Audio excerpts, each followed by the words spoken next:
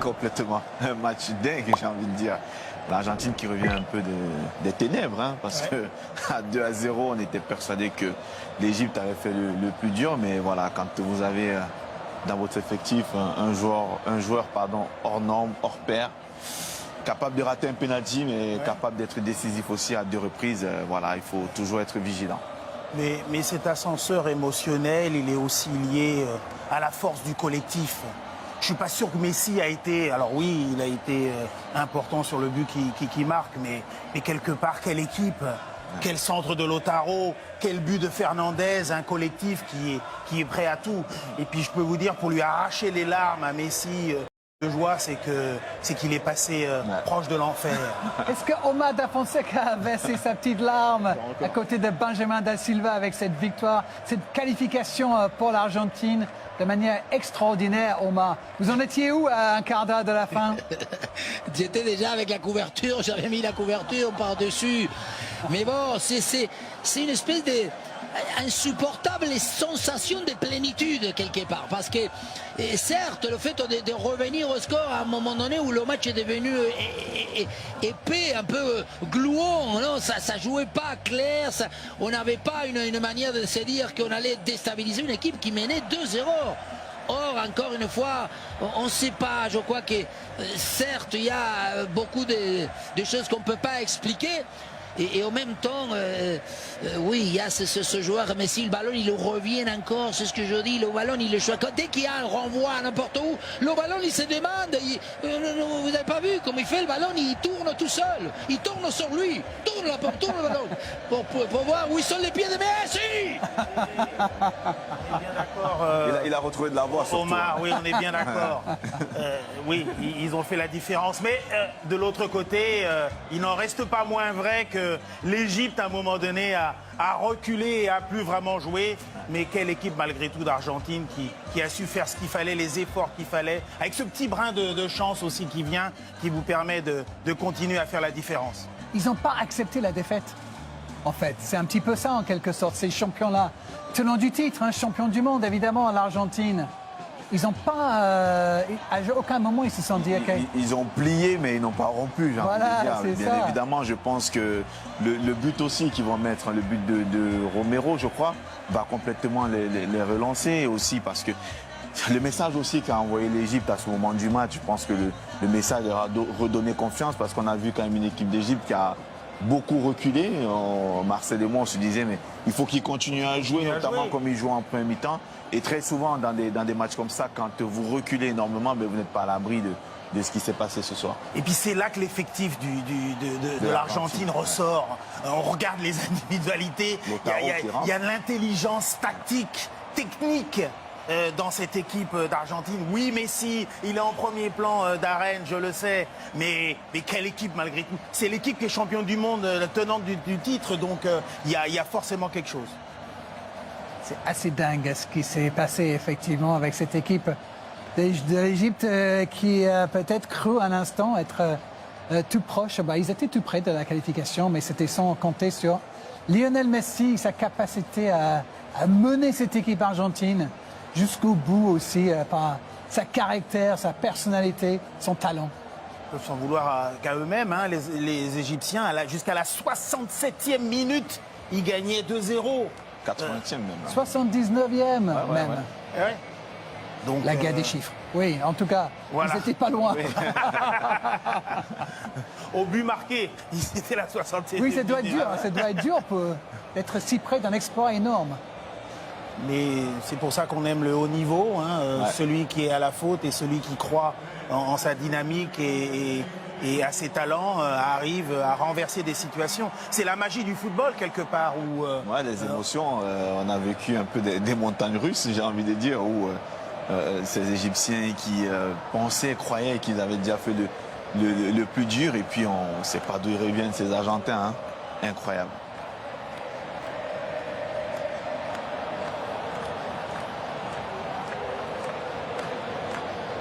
Regardez Lionel Messi entouré par ses coéquipiers qui savent à quel point il est important pour eux, le leader de cette équipe. Qu'on balance même. dans l'air Lionel Messi pour fêter cette qualification.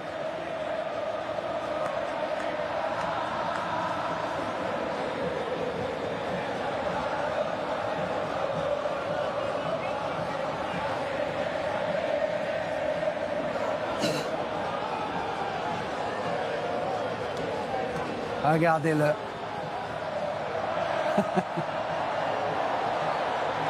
Faites attention les gars, on a encore besoin de lui. Oui, oui. Non, mais surtout que je pense qu'ils sont très bien conscients, l'équipe argentine, hein, qu'ils ont un joyau dans leur effectif, ce joueur-là qui va très souvent faire la différence.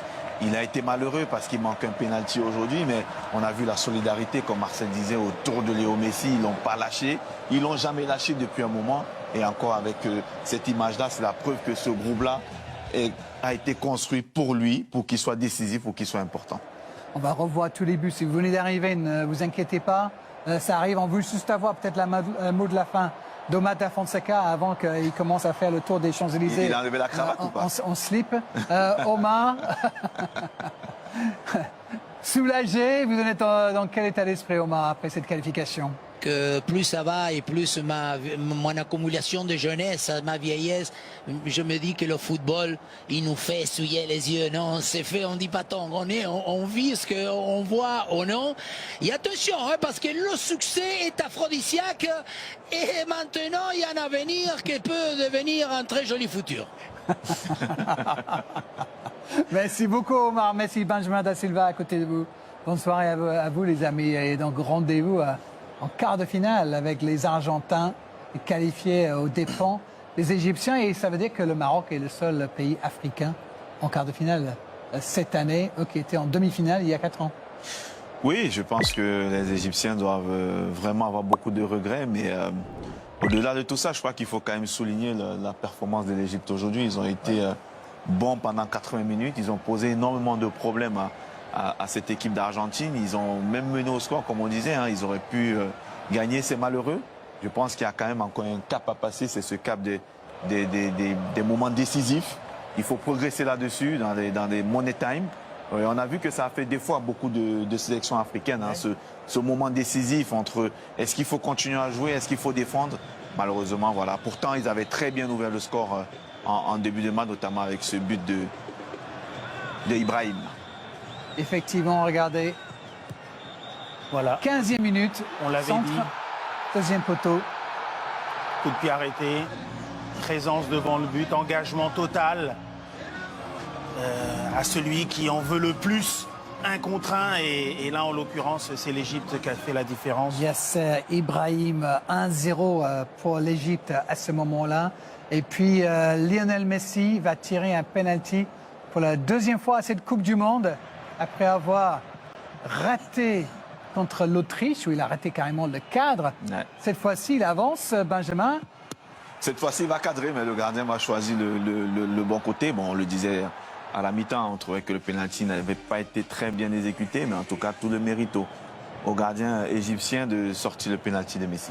À ce moment-là, on s'est dit, est-ce que ça va être une mauvaise soirée pour Lionel Messi? En tout cas...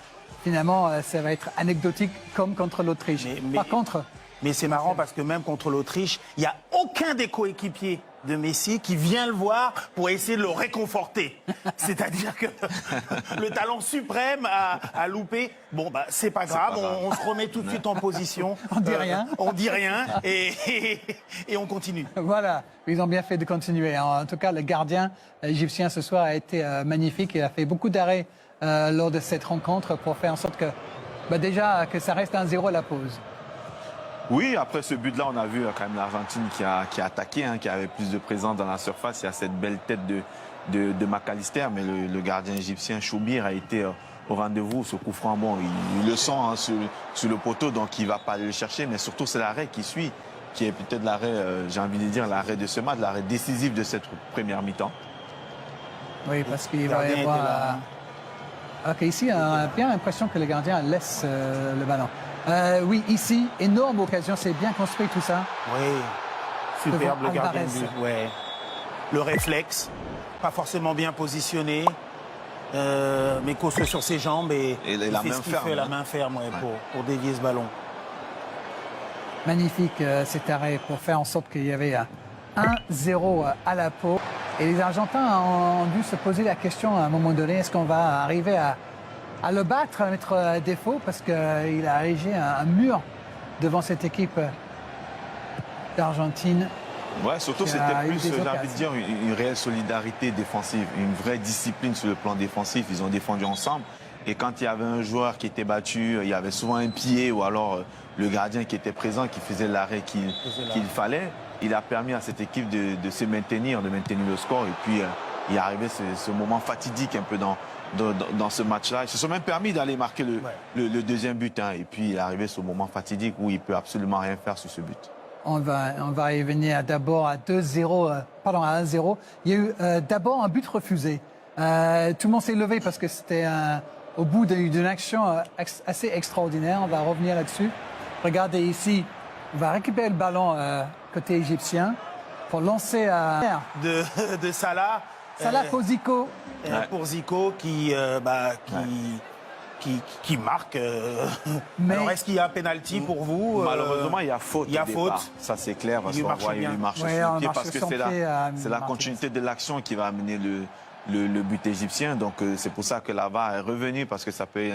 Les gens peuvent s'interroger, ça paraît bizarre, revenir aussi loin, mais vu que c'est dans la même continuité de l'action, donc ils peuvent revenir. Le sport, le football n'est pas un sport de contact d'arène. C'est pour ça que je disais que le plan a été parfaitement mené jusqu'à la 80e minute. On a vu sur ce corner de l'Argentine, la contre-attaque, et on va aller très vite trouver Mohamed Salah qui va aller sur ce côté droit. La passe en retrait pour Zico. Parfait, magnifique, le bon timing. Mais personne s'attend à ce qu'il ose et tenter le débordement. Il pense qu'il va revenir un petit peu dans l'axe. Et en débordant, il peut redresser son centre et permettre de faire la différence. C'était magnifique, magnifique ce contre, superbe la construction et le but pour Zico. Donc on se dit à 2-0, peut-être que ce coup va réussir, ce coup des Égyptiens qui n'ont jamais disputé un quart de finale dans leur histoire à la Coupe du Monde. Donc là, on se dit qu'il reste à peine 10 minutes. Et c'était le moment où Lionel Messi a décidé qu'il fallait qu'il reprenne contrôle de ce match. Le Messi Show a commencé. Regardez, 79e minute. Lionel Messi d'abord avec ce centre. Ouais. Romero de la tête. Le gardien était tout près de le repousser. Mais... Oui, il était tout près de le sortir, comme notamment sur les précédentes actions. Mais je pense que le problème déjà vient du départ. Parce que quand Messi réceptionne le ballon, on sait qu'il est dangereux. Il faut être plus près. Marcel, qui a été défenseur, le sait mieux que moi. Quand vous le laissez, c'est 1 ou 2 secondes de pouvoir faire son contrôle, revenir sur son pied gauche.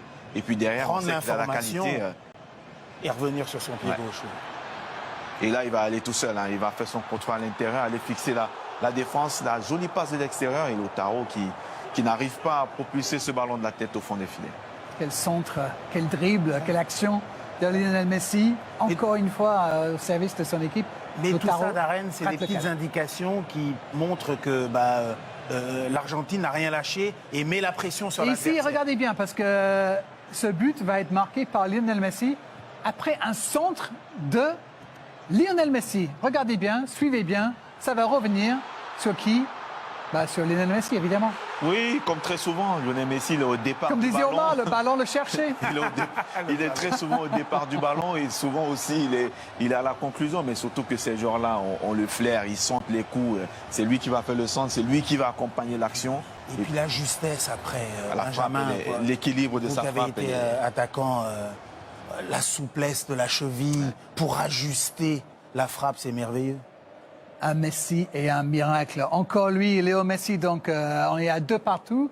Les Argentins ne sont pas contents avec ça. Ils ne veulent pas jouer les prolongations après avoir déjà fait lors du dernier tour. Ils ont continué à pousser. Et regardez, ici, c'est les Égyptiens qui sont à l'attaque. Faute sur Salah. Faute sur Salah ou pas? Non. Apparemment non, Marcel. Mais sur le contre... Oui, sur le compte, j'ai envie de dire que l'Égypte s'est un peu fait prendre à son propre jeu. Exact. C'est l'Argentine qui avait le ballon et l'Égypte contre. Et là, sur l'action, quel centre! Il y a un centre de Lautaro Martinez qui est magnifique. Mais surtout, Darren, l'appel quand même. Magnifique. Magnifique. Il tourne un petit peu comme il faut sur la tête de Fernandez. Il est magnifique ce but. Regardez, souvenez-vous d'il y a 4 ans, Enzo Fernandez à la Coupe du Monde. Jeune milieu de terrain. Agressif dans le duel, très défensif. Ouais. Là, cette saison avec Chelsea, on l'a vu effectivement beaucoup plus avancé. Il marque des buts de plus en plus. Et là, il est à la fin de ce contre. Allez, on va le revoir pour le plaisir, parce que qu'est-ce que c'est bien joué de la part des Argentins, quand même, d'aller chercher la victoire. Parce que non, ils n'étaient pas contents d'en rester là et de partout et jouer 30 minutes de plus. D'abord, ce but récupéré dans les pieds de Salah. Et Lautaro, effectivement. Il faut le montrer dans les écoles de foot, c'est fabuleux, c'est la magie du football, c'est toute la technicité, le timing est bon, le saut, l'envie, voilà, il garde les yeux ouverts jusqu'à la fin. C'est quand le ballon il touche le front que les yeux se ferment. Oui. À ce moment-là, on ne ferme pas les yeux avant d'arrêter. Là, c'est le défenseur qui parle. C'est merveilleux. Vous savez ce qu'il dit au ballon? Il dit oui au ballon. Ouais. Bim! Et voilà le but de la victoire. 3-2 pour l'Argentine devant l'Égypte. Enzo Fernandez, l'héros de cette soirée. Il est dans le Club América, évidemment. C'est terrible. Oui, c'était incroyable. 3 años más o menos después del Mundial de Qatar. Ouais, après le Qatar, je cherchais ce genre de ballon, c'est-à-dire marquer ce genre de but. Je l'attendais. Je me sens extrêmement privilégié et reconnaissant. Nous avons une équipe incroyable qui jette jamais l'éponge, quel que soit le contexte, l'adversité, etc. Merci infiniment à l'équipe technique, à mes coéquipiers, à tous ces supporters qui sont ici en Argentine et on s'approche. Oui, c'est beau, hein, ces buts dans les Coupes du Monde. C'est grâce à mes coéquipiers. J'ai des coéquipiers incroyables, d'une qualité de jeu formidable. Et dans ces moments-là, il faut chercher ces espaces pour marquer. Vous êtes champion en titre et on va chercher l'autre titre. Oui, c'était il y a 4 ans le Qatar. Il faut représenter l'Argentine, notre pays, créer de l'émotion, etc. Et puis chercher la deuxième coupe. Enzo Fernandez, l'Argentine qui n'avait pas renversé un match quand ils ont été menés à la Coupe du Monde depuis 2006. 4 matchs, hein, quand ils avaient pris le premier but, on le disait à la mi-temps, qu'ils n'avaient pas pu revenir. Là, une remontada pour l'histoire. Revenu de l'enfer, les amis argentins, pour prendre une place donc en quart de finale. Magnifique cette victoire. Un mot quand même sur nos amis égyptiens qui doivent être déçus ce soir. Ils ont fait un match énorme aussi. Oui, nous aussi on est déçus pour l'Égypte parce que est-ce qu'ils méritent perdre? Je ne pense pas au vu de ce qu'ils ont montré, mais on sait qu'un match se joue pendant 90-95 minutes. Ils ont joué 80 minutes, le plan a été quasi parfait, le plan a très bien fonctionné. Ils se sont même permis d'aller mener 2 fois au score. Ils ont même mis un 3e, bien évidemment, qui a été refusé logiquement. Hein, mais voilà, dans un match aussi serré comme ça, Marcel le disait, très souvent l'effectif et le banc de touche fait la différence. On a vu que du côté argentin, le banc de touche a fait la différence. Ouais. Est-ce qu'on reverra Mo Salah à une Coupe du Monde? Voilà, une question. Il a 34 ans, l'Égyptien. Toute la question est là. On n'a pas l'impression. Après, les Messi, gars, il en a 39. Messi, en a 39. Cristiano a 41. Il faut se qualifier, il faut revenir. Il y a aussi une autre réalité de l'autre côté. C'était ce soir qu'il fallait faire cette différence. Bientôt une Coupe du Monde à 96, Marcel. Votre ami Gianni avec ses inventions. Vous inquiétez pas, tout le monde sera qualifié pour la prochaine Coupe du Monde. Ça serait plus simple comme ça. Voilà. On sera tous présents. Effectivement. Bon, Mo Salah, on verra bien si on le retrouve à une Coupe du Monde. Sinon, c'était la dernière pour lui. Un mot quand même sur le français de cette équipe égyptienne. On en avait parlé avant la rencontre. Il a fait un match de fou ce soir. Essam Hassan. On l'a vu partout lors de cette rencontre et surtout sur le deuxième but. Pour un gamin né à Bagnolet, je vous rappelle, formé à Châteauroux, même si c'est lui sur le penalty. C'est anecdotique. Il a surtout très bien animé son côté droit. Hein. Moi, je l'ai trouvé très actif, très provocateur. Et il nous a montré qu'il avait une qualité technique et surtout de vitesse extraordinaire, notamment sur le but du contre. Et il a aussi beaucoup défendu. Il a apporté... fait l'effort. Exactement. Là, on le voit sur cette action. Là, c'est toute la palette de ce joueur. La vitesse, la technique, c'est un mélange un peu de tout. Et surtout, il y a cette phase collective, parce qu'il sait aussi être collectif, pas seulement dans les efforts, mais en donnant aussi le ballon à ses coéquipiers. Moi, je l'ai trouvé très, très, très, très bon. C'est une belle découverte. Ouais, agréablement surpris, avec explosif et intelligent dans ses déplacements. On le voit, il suit Salah. Il lui propose pas grand-chose cette fois-ci, mais derrière, il fait l'effort qu'il faut pour justement le rendre comme une passe décisive à son coéquipier. Et voilà, quoi, c'est le talent pur. Ouais, on l'a vu bon contre l'Australie. Là, ce soir, on l'a vu en pleine forme, effectivement, non, le joueur du Real Oviedo. Ouais. Il a tout donné, malheureusement. Il a dû finir avec des crampes. Être remplacé. Quand il a quitté la pelouse, il y avait encore 2-0 pour l'Égypte. Lui, il a gagné. Mais malheureusement, l'Égypte a été éliminée ce soir, malgré la performance au prix d'un grand gardien égyptien qui est avec Peter Anderson pour nous. Regardez.